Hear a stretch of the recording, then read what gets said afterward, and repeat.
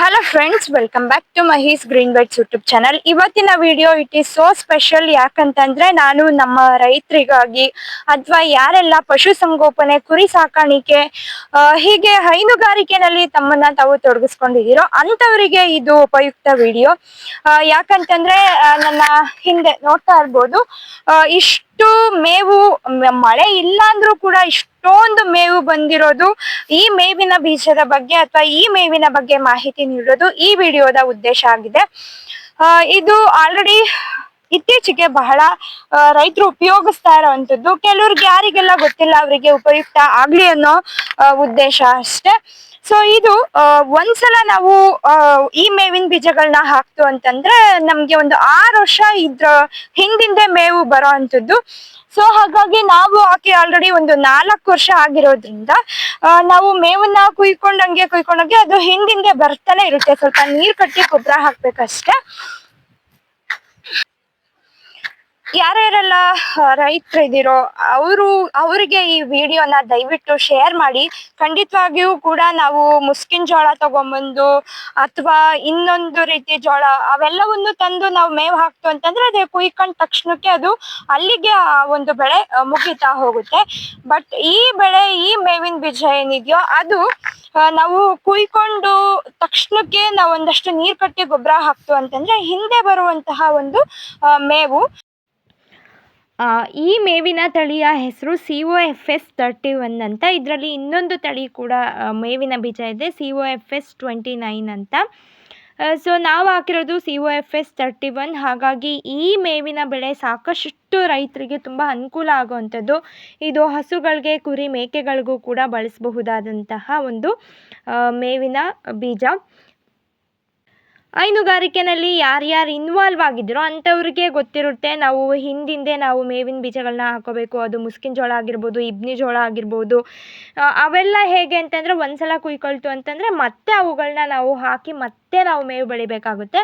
So ಇದು ಅದಕ್ಕಿಂತ ವಿಭಿನ್ನವಾಗಿರೋದು. ನಿಮಗೆ ಆಲ್ರೆಡಿ ಗೊತ್ತಿರುತ್ತೆ, ಸೋಷಿಯಲ್ ಮೀಡಿಯಾದಲ್ಲಿ ಎಲ್ಲ ಕಡೆ ಈ ಮೇವಿನ ಬಗ್ಗೆ ಮಾಹಿತಿ ಇರೋವಂಥದ್ದು. ಸೊ ನನ್ನ ಈ ಒಂದು ವಿಡಿಯೋ ಮಾಡ್ತಿರೋವಂತಹ ಉದ್ದೇಶ, ಯಾರಿಗೆಲ್ಲ ಗೊತ್ತಿಲ್ವೋ ಅಂಥವ್ರಿಗೆ ದಯವಿಟ್ಟು ಈ ವಿಡಿಯೋನ ಶೇರ್ ಮಾಡಿ, ಒಂದಷ್ಟು ಉಪಯೋಗ ಆಗಲಿ ಅಂತ ಅಷ್ಟೆ. ಮತ್ತು ಹಸುವಿನ ಹಾಲು ಅಥವಾ ಹಾಲಿನ ಫ್ಯಾಟ್ ಚೆನ್ನಾಗಿ ಬರಬೇಕು ಅಂತಂದರೆ ಈ ಮೇವು ಕೂಡ ಸಾಕಷ್ಟು ಉಪಯೋಗ ಅಂತಲೇ ಹೇಳ್ಬೋದು. ಅದ್ರ ಜೊತೆಗೆ ನಾವು ನೀಡುವಂತಹ ಬೂಸ ಆಗಿರ್ಬೋದು ಅಥವಾ ಹಸುಗಳ ಆರೋಗ್ಯದ ದೃಷ್ಟಿಯಿಂದ ನಾವು ನೀಡುವಂತಹ ನೀರು ಅಥವಾ ನಾವು ನೀಡುವಂತಹ ಮೇವು, ಇವು ಕೂಡ ಪ್ರಮುಖ ಪಾತ್ರ ವಹಿಸುವಂಥದ್ದು. ಹಾಗಾಗಿ ನಾವು ಹೆಚ್ಚು ಕಡಿಮೆ ಒಂದು ಫ್ರೆಶ್ ವಾಟರ್ ಏನಿರುತ್ತೋ, ಶುದ್ಧ ನೀರಲ್ಲಿ ನಾವು ಬೂಸನ ನೆನೆಹಾಕುವಂಥದ್ದು.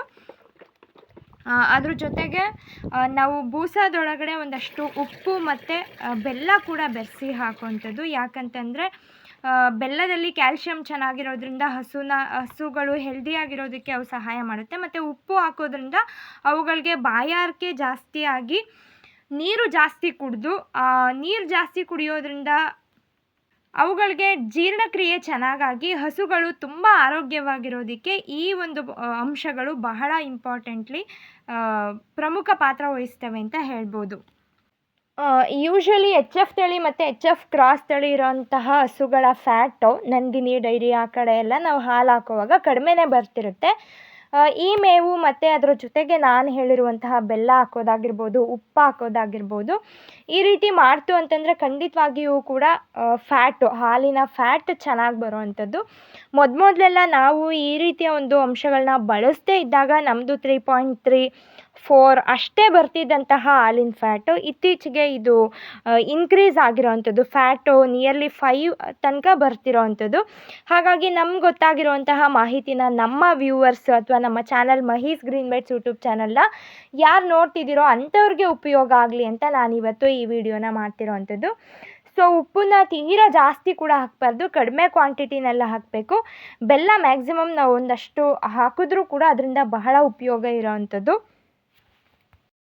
ಇಷ್ಟೆಲ್ಲ ಮಾಡಿದ್ಮೇಲೂ ಫ್ಯಾಟ್ ಬರಲ್ಲ ಆ ರೀತಿ ಹೇಳೋದಕ್ಕಿಂತ ಹಸುಗಳ ಆರೋಗ್ಯದ ದೃಷ್ಟಿಯಿಂದ ಹಸು ಕಟ್ಟುವಂತಹ ಜಾಗ ಆಗಿರ್ಬೋದು ಎಲ್ಲವೂ ಕೂಡ ಕ್ಲೀನಾಗಿ ಮೇಂಟೈನ್ ಮಾಡೋದು ಕೂಡ ತುಂಬಾ ಇಂಪಾರ್ಟೆಂಟು.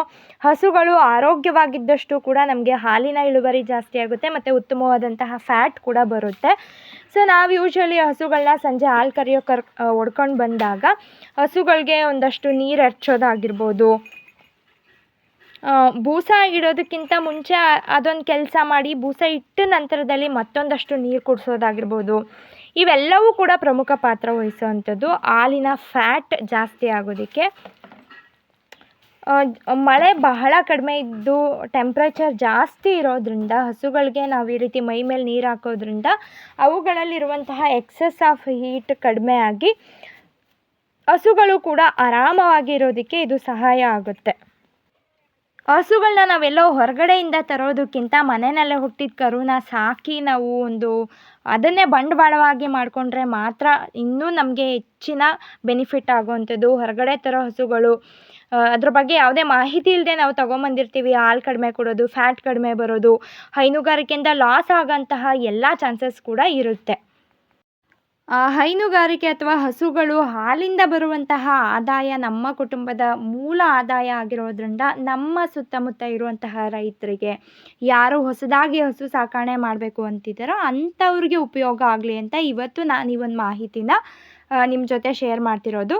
ಮತ್ತೊಮ್ಮೆ ಹೇಳ್ತಾ ಇದ್ದೀನಿ, ಈ ಮೇವಿನ ಬೆಳೆಯ ಹೆಸರು COFS 31 ಅಂತ ಮೇವಿನ ಬೀಜಗಳು ಮಾರ್ಕೆಟಲ್ಲಿ ಎಲ್ಲ ಕಡೆ ಇತ್ತೀಚೆಗೆ ಸಿಗ್ತಾ ಇರೋವಂಥದ್ದು.